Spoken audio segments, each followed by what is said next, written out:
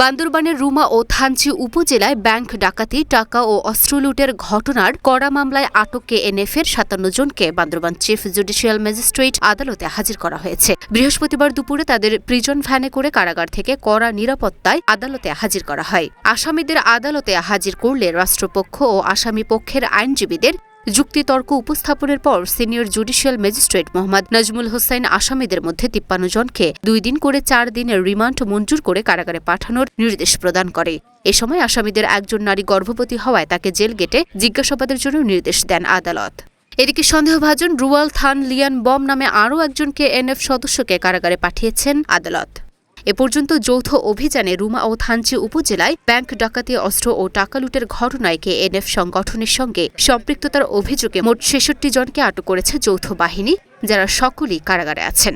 রাষ্ট্রপক্ষ তথা পুলিশ রুমা থানার জিআর মামলা নম্বর ৪ ২০২৪ এবং জিআর মামলা নম্বর ৭ ২০২৪ দুইটা মামলায় আসামিদের রিমান্ডের আবেদন করেছিল।